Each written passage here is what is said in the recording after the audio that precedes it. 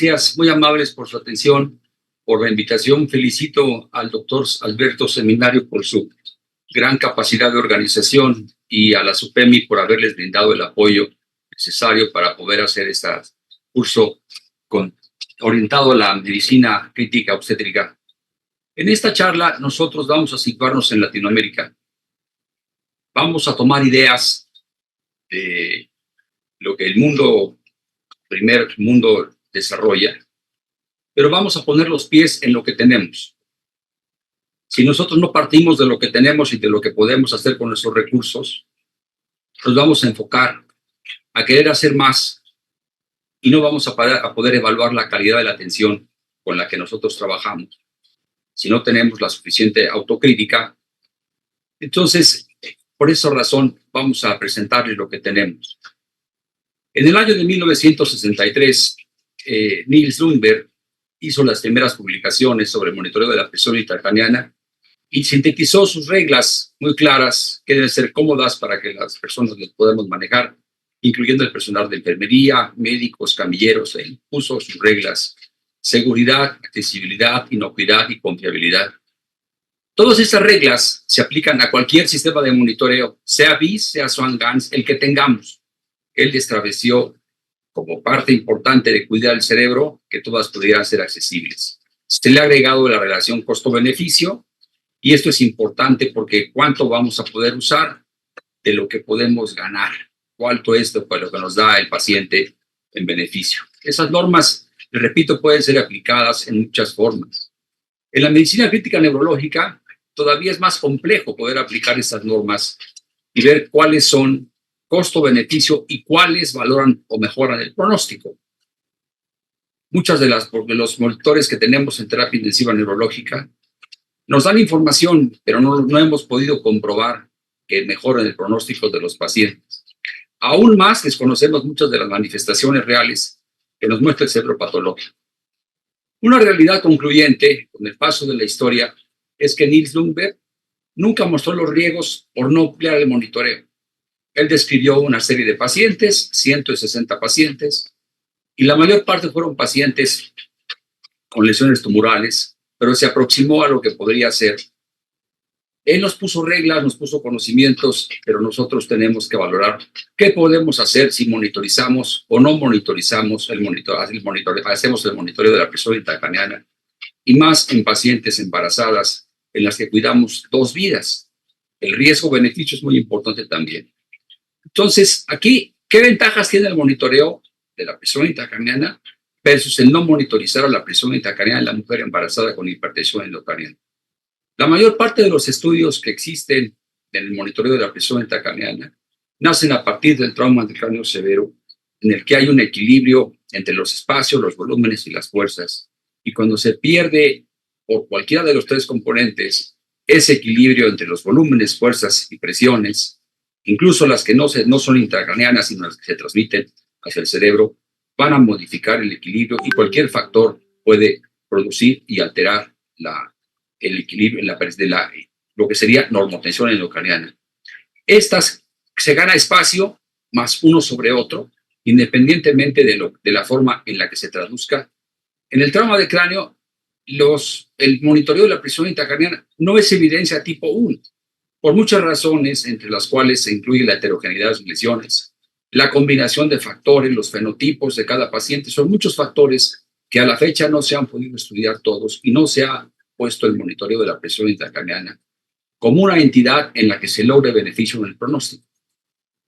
La posible utilidad del monitoreo de la presión intracraneana en lesiones no traumáticas con hipertensión endocraniana, nosotros no pudimos en América Latina juntar una gran base de datos que nos pudiera arrojar datos del trauma del cráneo como tal para poderla incluir, pero sí nos fuimos a causas que son no traumáticas. Entonces compararemos el riesgo-beneficio contra el costo-beneficio, pero aquí tenemos que hacer problemas porque hay ajustes fisiológicos en el embarazo con el monitoreo sistémico que deberíamos interpretarnos el monitoreo sistémico que pongamos y el neuroclínico también. Y la gran problemática es que en América Latina tenemos pocos recursos, y los recursos son ejemplificados muchas veces oscurecidos por la falta de organización hospitalaria, y esto tiene que ser evaluado por la calidad de la atención. Vamos a presentarles un caso clínico atendido en la Ciudad de México y también en algún otro hospital. Ella es una paciente de 21 años, fue una paciente que tuvimos nosotros de 21 años, originaria de un hospital de concentración a 2 horas de la Ciudad de México, más o menos 150 kilómetros. Era ama de casa, estaba en su segundo embarazo, jugaba fútbol, ¿sí? Y no tenía ninguno de los antecedentes que están marcados en la diapositiva. Tiene un embarazo de 23 semanas de gestación, 2 meses previos a su ingreso al primer hospital, ya había tenido cefalea y vértigo. Una semana antes del ingreso, ella notó que se le movía el brazo, ¿sí? Y que perdía la fuerza motriz izquierda y tenía crisis convulsivas tónico-clónicas en esa extremidad, y que posteriormente esas mismas crisis convulsivas se trasladaban a la extremidad derecha. Llama la atención, no perdió la conciencia, ella estaba bien, no tenía rigidez de nuca, pero llegó al hospital inicial a 2 horas con miriasis pupilar asociada a crisis convulsivas generalizadas en estatus epiléptico.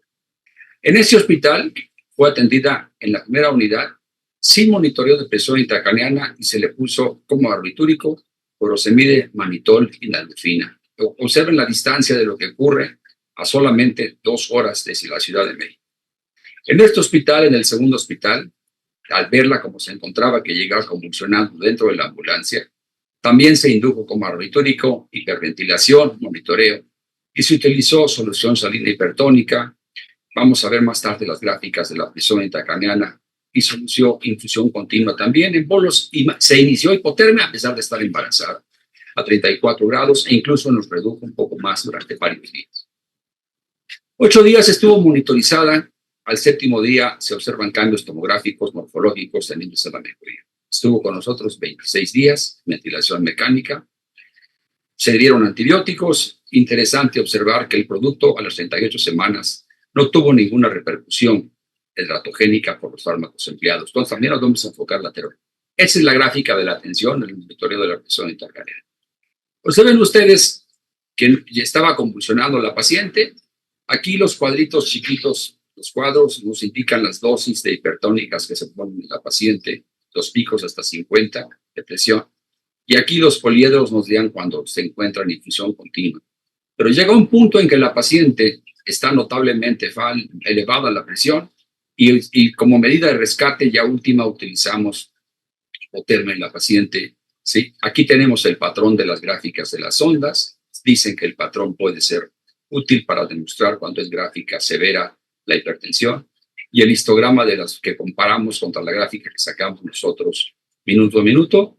Sí, perdón, al final de la hora nosotros no tenemos monitoreo continuo programado a través de la carga de datos, pasar los datos en red por fibra óptica hacia un sistema que nos permita todas las gráficas de las 24 horas de evolución de la paciente completamente y durante el tiempo que estuvo monitorizado. Esto nos da una aproximación a la vida. Vamos a ver las tomografías. Voy a pasarlas para empezar, pero voy a describirla. Se aprecia una congestión cerebral global, borramiento parcial de cisternas perimesencefálicas, de los surcos de la concavidad, ventrículos laterales reducidos, hemorragia intraventricular lateral bilateral de predominio derecho, borra todo el contenido ventricular de ese hemisferio, bordes de ese ventrículo con hipodensidad periférica que abarcan al caudado, la cápsula interna y más tarde mejoría global. Al ingreso se le colocó un catéter de fibra óptica frontal parenquimal izquierdo. Evolución con los picos que ya vimos hasta de 70 en algunos momentos y se le inicia también sedación a partir en combinación con inicio, medidas y luego se pasa a toma barbitúrico. Esa es la tomografía que les describí. Cernas cerradas, no surcos, ¿sí? Ventrículos ocupados con sangre, ¿sí? Importante. Zonas de edema perilesional, ¿sí? Una trabeculización de la hemorragia importante, hipertensión endocraniana. Si acá un pequeño curso, había sangre también que se había diseminado hacia otros sitios. Una paciente grave, en verdad. Más tarde, la segunda tomografía, lo que estamos viendo es ya la colocación del catéter de presión intracraneana, quedó intraparenquimal, lo estamos viendo cuando llegó la paciente que tenemos nosotros. Y ya días después empieza a abrir, ya se empiezan, todavía hay componentes en el temporal que están dilatados, esto habla de leucocefalia en la paciente por el componente obstructivo, pero ya se empiezan a ver surcos en la evolución de la paciente, ya hay cambios en la evolución que tenemos nosotros, tendientes hacia la mejoría posible del paciente. Este es el momento de la hipotermia, se puede meter a una paciente embarazada tantas semanas a hipotermia, vamos a entrar en controversias, vamos a analizar antibióticos utilizados contra cifras de presión. Después de suspender la hipotermia en la paciente, se controla la presión intracraneana. Ya estábamos en estas fechas. Ahora vamos a analizar el caso. En el segundo hospital se estableció el monitoreo fetal diario por unas horas para demostrar la viabilidad del producto, 26 días con nosotros. A los 3 años de seguimiento, el niño se encontraba en educación preescolar, no se tiene mayor conocimiento, la paciente se perdió de nuestro seguimiento. Pero vamos a ver qué hizo Don Abella. Don Abella nos propuso que tendríamos que analizar todos los que hacemos en base a criterios de la estructura, los procesos y los resultados. Estos criterios se emplean no solamente en las otras unidades, se emplean en cualquier sociedad mercantil, en cualquier fábrica, en empresas, y todo esto con la visión de futuro y la autocrítica para poder sacar adelante a los pacientes. Empecemos por analizar la estructura y sigamos la ruta que seguimos. Vamos al primer hospital. Por los indicadores de estructura, lo más importante que hay que descartar es la honestidad, porque la estructura tiene que ir en relación con los valores. El valor le da el valor a la estructura. Si nosotros no somos honestos con lo que tenemos, no vamos a tener autocrítica, pero nos está diciendo el hospital que no tiene con qué atender a la paciente, pero sí es importante qué se hizo en la paciente cuando llegó. Le pusieron la intubaron, la metieron al tiopental sin medidas de monitoreo. Ahí hay más datos metidos que tenemos siempre que analizar. Por los procesos, que son lo que nos da la secuencia de atención organizada asociada a los conocimientos, para tomar decisiones para conseguir un resultado. El hospital evaluó la severidad de la paciente, inició el tratamiento, sin tener con qué hacerlo, dio 2 síndromes. En terapia intensiva neurológica nosotros manejamos síndromes, sí, y lo hacemos diagnósticos topográfico, etiológico, epidemiológico. Si no hacemos esa orden, no vamos a saber dónde está la lesión. Tenemos que hacer siempre en terapia intensiva neurológica esa información y manejar por síndromes. ¿Cuál es la prioridad? El cráneo hipertensivo y el problema epiléptiforme, y al final veríamos a la etiología del paciente y dónde se encontraban las lesiones. Entremos al primer hospital. En este primer hospital, a pesar de emplear una sonografía para establecer la edad del producto, identificar el daño fetal hipoxémico inminente o la muerte como resultado, no se utilizó monitoreo ultrasonográfico. Es imperioso capacitar en ultrasonido, no solo ginecológico, obstétrico, sino también, si hay los equipos, si hay los transductores, meterse a poder estudiar qué pasa en la cabeza o qué pasa en otras estructuras. Tampoco se pudo colocar un catéter de ventriculostomía o drenaje ventricular externo. Es más, no había tomografía en esa paciente y poder drenar el sangrado, pero esto sería ya con más recursos lo que se podría hacer. Los riesgos fueron sopesados contra los beneficios. Ok, le ponemos tiopental, le ponemos sedantes, le ponemos hipertónicas a la paciente. No, no fue así. Se le puso a la paciente furosemide, estábamos viendo, naltrexona, tiopental. Entonces, ya podríamos criticar por no haber utilizado lo necesario para la paciente en base a lo que tenía la paciente, pero no había el conocimiento previo de lo que se podría haber hecho. Por la severidad de las imágenes tomográficas que vimos nosotros en el segundo hospital, de cómo nos llegó la paciente a 2 horas de distancia, podríamos juzgar al hospital inicial por no haber empleado monitoreo neurológico invasivo. No se tenía, ¿sí? Pero lo más circunstancial y curioso es que a solo 20 kilómetros de ese hospital de la Ciudad de México, ahí sí utilizan el monitoreo de la presión intracraneana. Es un problema de comunicación existente que existe en muchos países de América Latina y prefieren el hospital el más interesante contra el más cercano, que podría ser a 20 kilómetros, donde sí monitorizan la presión. En el análisis habría que estudiar en una forma separada, que lo vamos a hacer en forma muy rápida por el tiempo que tenemos, la categoría de los fármacos que aplicamos en los pacientes que nos pueden dañar.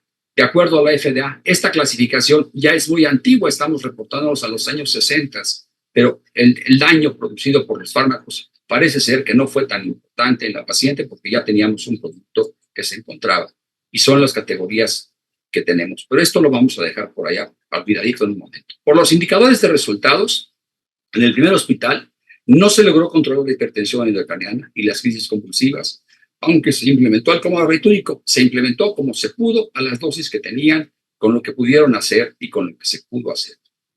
Se ha publicado que si yo hago esto en menos de 3 horas y bajo la presión intracraneana de los pacientes, ¿sí?, saco al paciente rápidamente, si no la mortalidad se va a incrementar 3 veces más, si no lo hago desde los primeros minutos. Más tarde, al llegar a la paciente en crisis convulsivas, se implementó otra vez la misma estrategia, pero aquí la estrategia es mucho tiempo convulsionando a la paciente, ya sabemos, esto aumenta la presión intracraneana y a la hora de la tomografía esto es importante porque se va a crear. Pero el contraste en América Latina es que en este hospital ocurre una situación parecida a la que pueden tener ustedes en sus hospitales. Frecuentemente se emplean barbitúricos en el monitoreo adecuado. El mapa geográfico de América Latina nos muestra 3 situaciones especiales. Randall Chestnut utilizó en Bolivia un lugar donde no tenían monitoreo implementado. Conozco los hospitales, he estado en esos hospitales y se pudieron monitorizar, no obstante, por el liderazgo. Entonces, el número 1 es el liderazgo que nos platicaron ya en la charla anterior para poder implementar el sistema. Si el liderazgo va creciendo, si nosotros vemos en nuestro hospital en México, en ese momento teníamos catéteres, pero no hubo el suficiente, no los hay para todos. No siempre contamos con los equipos. Pero el liderazgo número 3, en Chile, ya en Chile es una obligatoriedad monitorizar a los pacientes que presenten problemas neurocríticos. Es una ley total administrada en el Congreso. ¿Cómo brincar del liderazgo 1 al 2 o al 3, que sería el mejor de lo que nos ofrece América Latina? Para el segundo hospital, la evaluación de los indicadores y procesos ya vamos a monitorizar. Ahora vamos a definir una meta.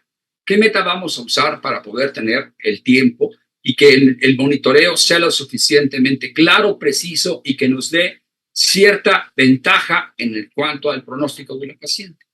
No hay una meta. Vamos a utilizar la meta del trauma de cráneo para tratar de evitar los picos como están, porque no tenemos grandes bases de datos que nos digan cuál es la meta ideal para el monitoreo de la presión intracraneal. Podríamos haber utilizado vaina del nervio óptico en ese paciente, sí, pero la estimación que nos da la vaina es útil, sí, pero hasta ahí se puede confundir uno cuando hacemos variabilidad secuencial. La variabilidad es muy alta, muy difícil de estimar en forma continua con el monitoreo de la vaina del nervio óptico, pero pues puede ser útil. Vamos a ver eso. No tiene la misma capacidad que la respuesta del corazón. No se logran detectar modificaciones rápidas producidas por la intrusión de líquidos cefalorraquídeos entre las paredes de la vaina. Otro método es el Doppler transcranial, que nos puede dar una aproximación de la velocidad del flujo sanguíneo, ¿sí? Y el espectro es muy importante de lo que podemos hacer, y la pulsatividad y los cambios en la morfología.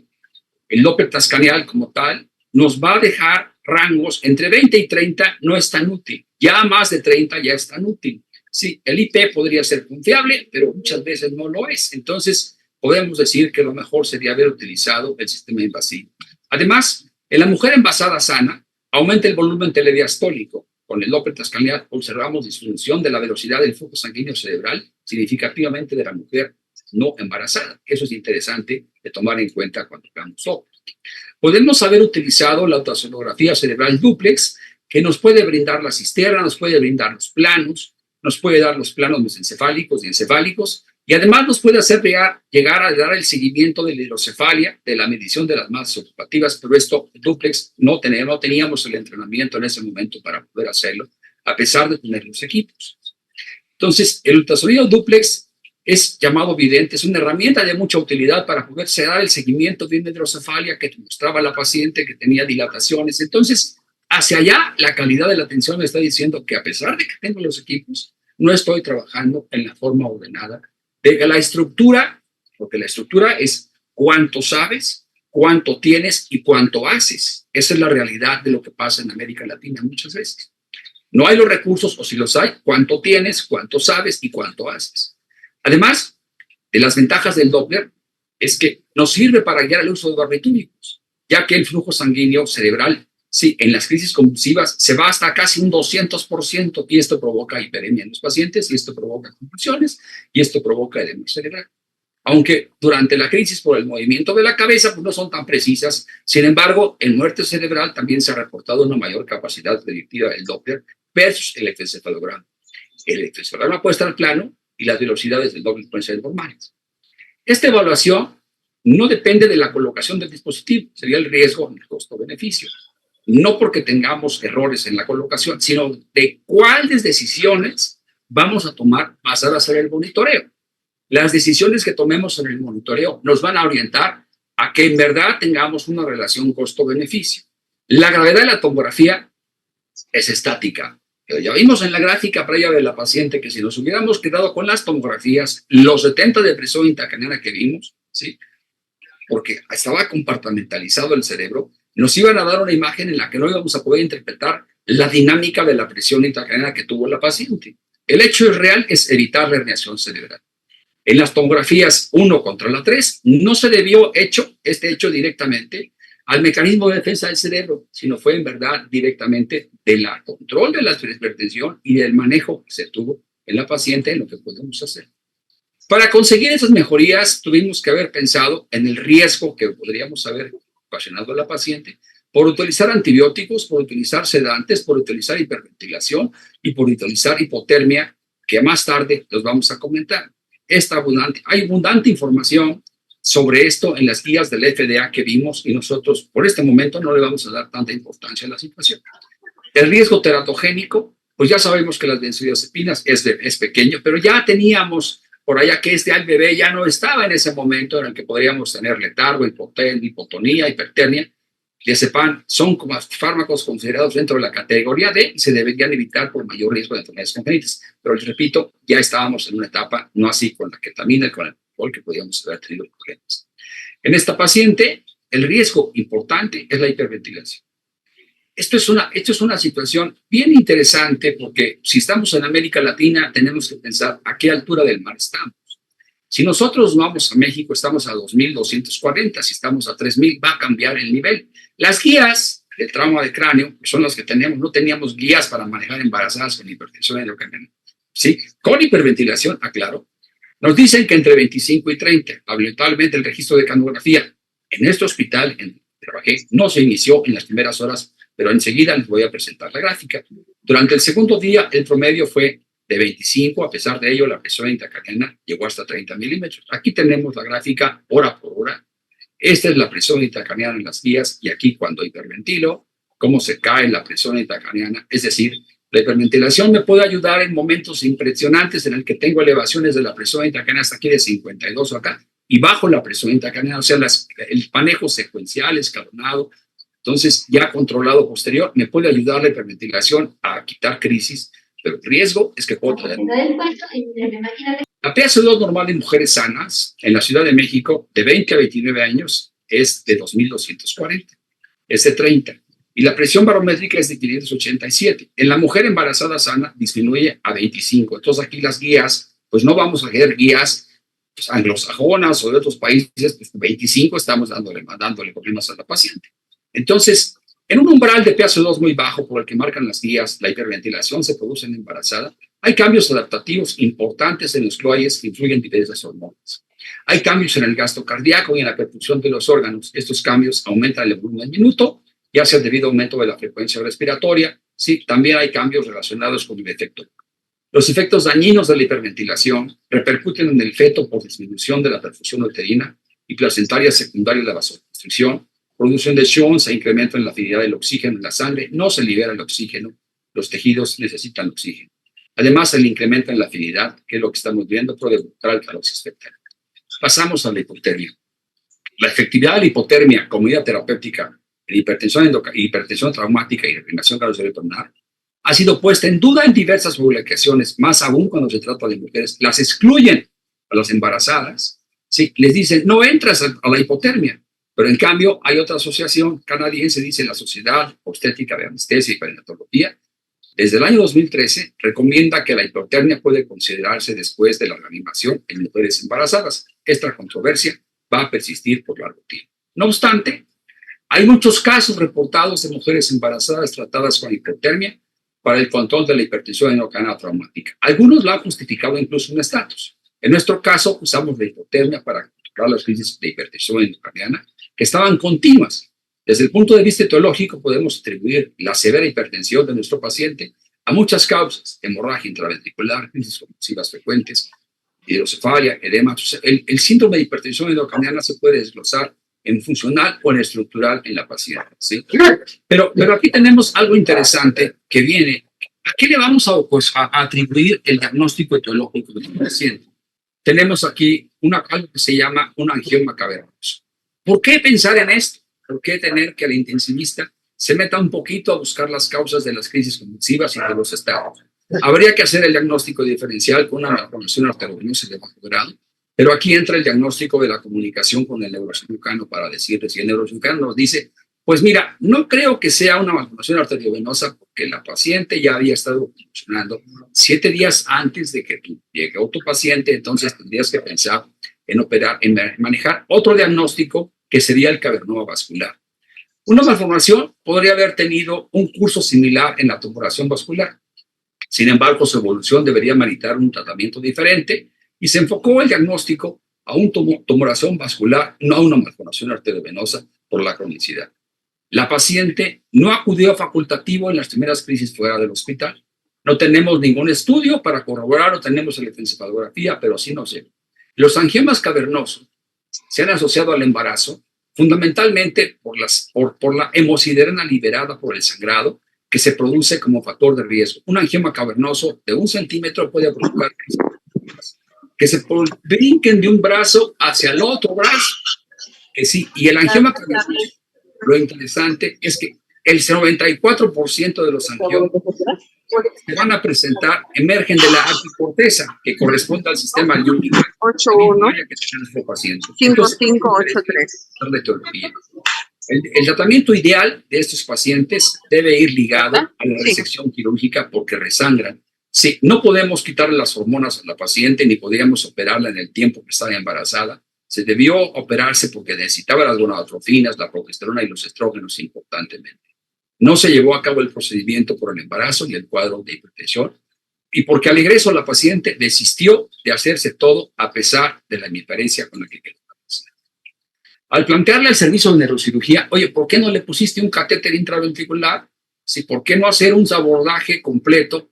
Sí, para poder hacerlo y de esa manera aliviar la hidrocefalia de la paciente que tenía, sí, y poder sacar adelante y poder monitorizar mejor a la paciente. Nos sugirieron que no era lo más acertado o criterio que para nuestro servicio no fuera congruente, ya que una ventriculostomía nos podría haber ayudado, que es cierto. Entonces aquí entra la comunicación y aquí hay deficiencia en esa comunicación, que es un criterio que hay que tener y que evaluamos el análisis de nuestro segundo hospital.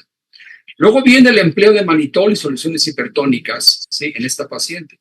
Fue parcialmente efectivo, no controlábamos las crisis totalmente de hipertensión endocraniana. Algunas se abortaron, sí, de las crisis. Llegamos a presiones altas de 50, de 70 milímetros de mercurio, sí, pero no del todo. Entonces, los efectos secundarios dados por el manitol en animales son hipoxia fetal y disturbios ácido-base cuando empezamos a subir el sodio y aumentamos la esmeralidad.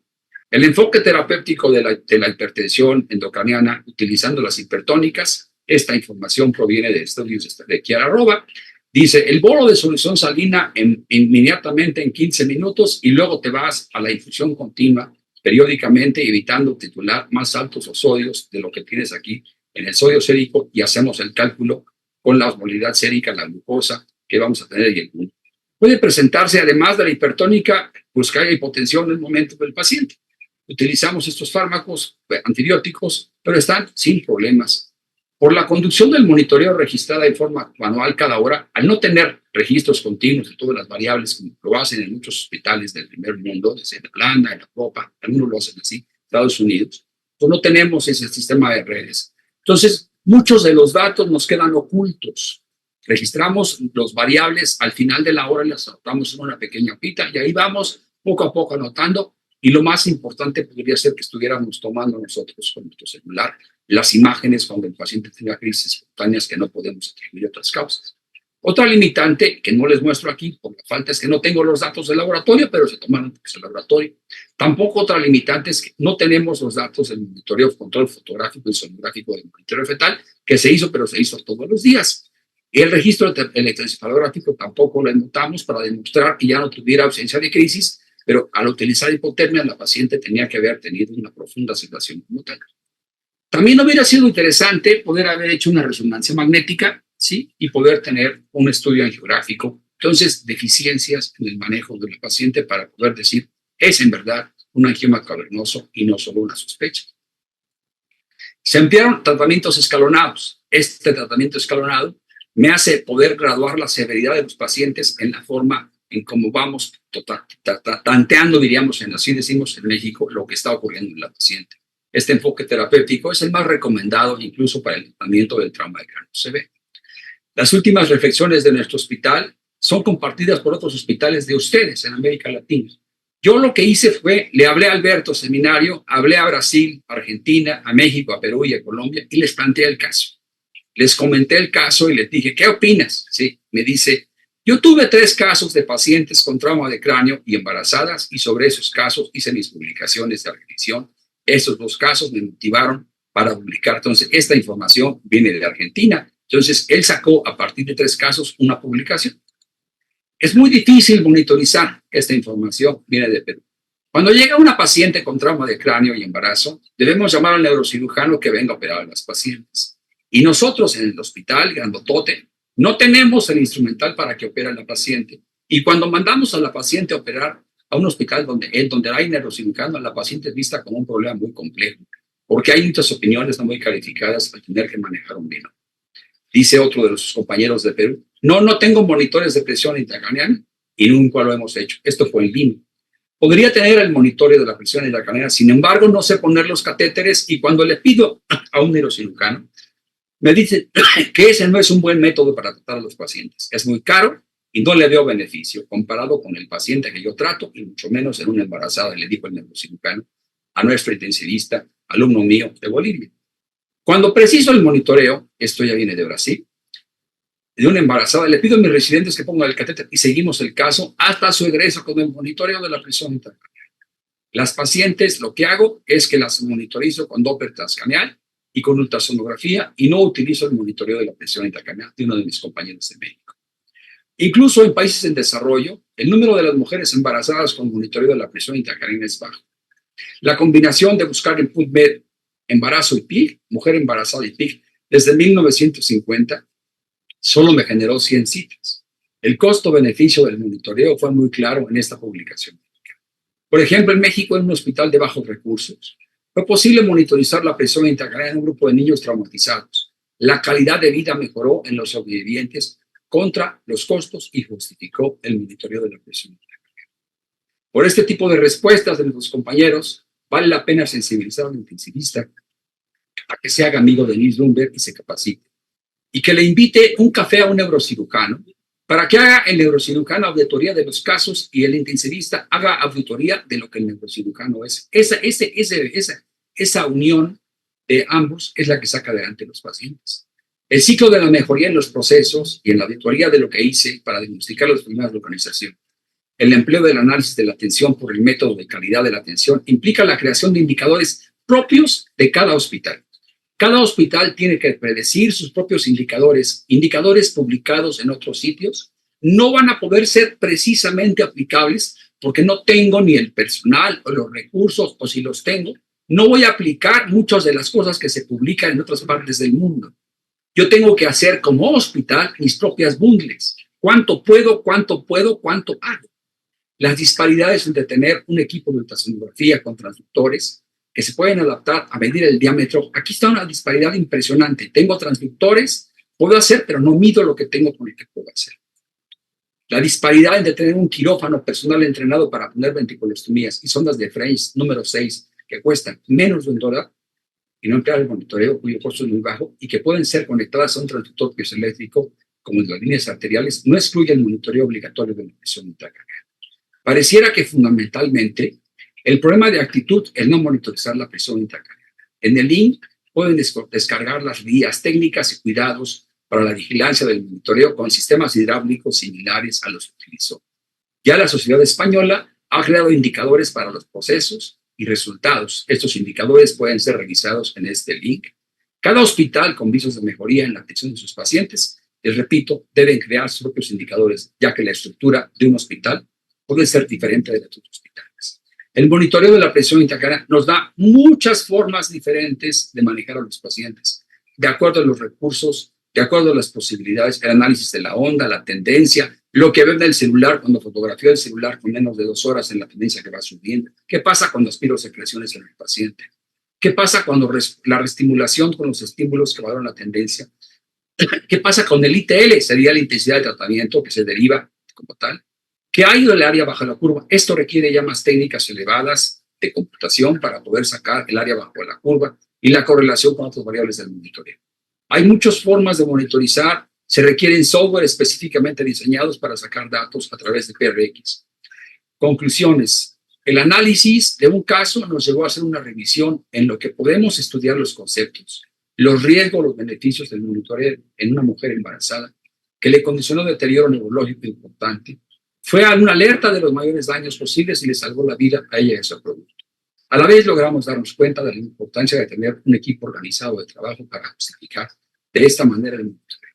Ese sistema de organización hospitalaria nos permitió comparar diversos escenarios en los que se monitoriza la presión versus aquellos que no lo monitorizan.